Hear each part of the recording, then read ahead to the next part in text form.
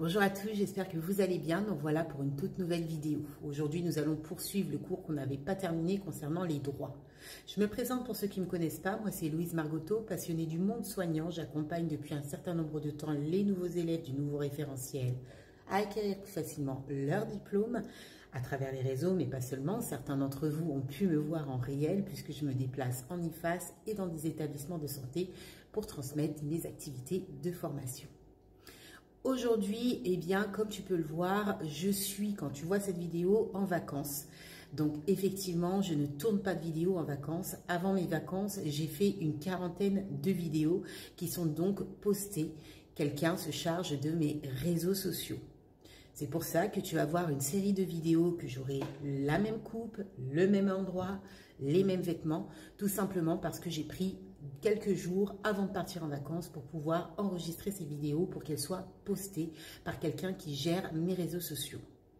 Voilà, c'est parti. Je t'invite à prendre une feuille et un stylo. N'oublie pas, tu as le livre des synthèses de cours qui est disponible sur Amazon. Tu as le lien juste en bas. Petite parenthèse, si tu veux intégrer le groupement de VIP sur YouTube et donc me joindre sur WhatsApp, intégrer le groupe sur WhatsApp, tu as cette possibilité. Mais sache que durant ma période de vacances, je ne pourrai t'intégrer dans le groupe. Il faudra m'envoyer un message et tu seras seulement intégré à mon retour des vacances. Et ça, il faut bien le comprendre puisque effectivement, vacances dit, je pose mon téléphone, je me retire de mes activités professionnelles et je profite car j'en ai grand besoin. Merci pour ta compréhension et c'est parti. Aujourd'hui, nous allons nous centrer sur la loi du 11 février 2005.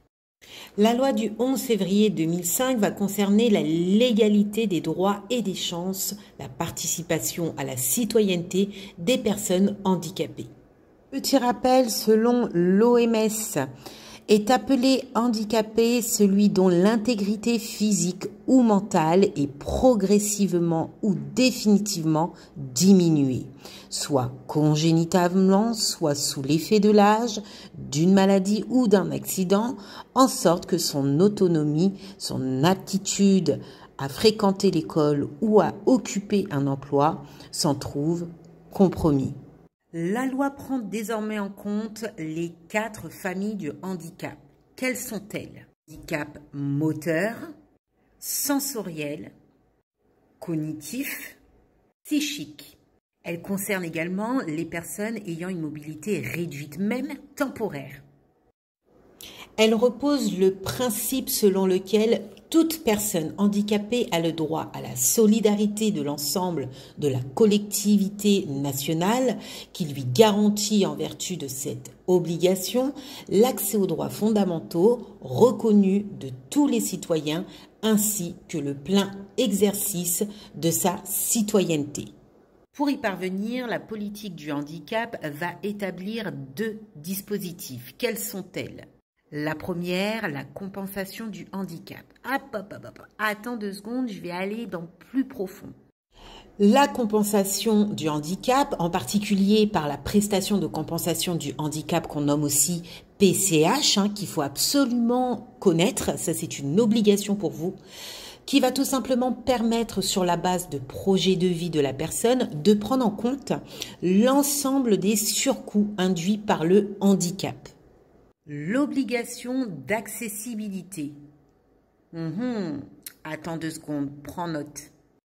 L'obligation d'accessibilité de l'ensemble de la chaîne des déplacements qui s'impose aux différents composants du déroulement de la vie collective, à savoir le cadre bâti, c'est-à-dire établissement recevant du public neuf et existant, locaux professionnels, logements, à l'exception de ceux réalisés par les propriétaires pour leur propre usage, les transports publics tels que les bus, les métros, les tramways, moi j'en ai pas chez moi, des trains, des avions, bateaux, aussi la voirie et l'espace public, jardins, parkings, trottoirs, mobilier urbain, qui doivent être adaptés, les moyens de communication publique en ligne tels que Internet, oui, le téléphone, voilà, la télévision.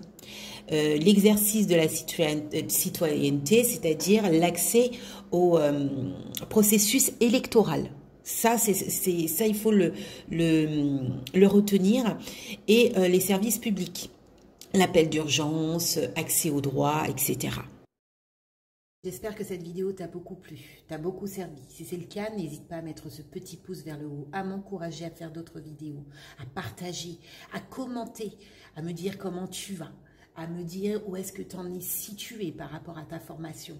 Cela est hyper important. Alors oui, effectivement, j'ai très peu de temps pour vous répondre et étant donné que je suis en vacances, je ne pourrai pas te répondre tout de suite, mais je finirai par voir tes messages et je te répondrai dès que j'aurai un moment et que je serai disponible. En tout cas, je te dis force à toi, courage, persévère, ne te mets pas de barrière. Effectivement, à certains moments de la formation, tu peux te sentir fragilisé et donc perdre un peu confiance en toi par peut-être des échecs. Mais dis-toi que les échecs, dans les échecs, eh bien, tu en trouves une force parce que cela te permet de te surpasser pour apprendre à évoluer et c'est comme ça qu'on devient plus fort, c'est comme ça qu'on grandit. Je te dis à bientôt pour une prochaine vidéo. Bye.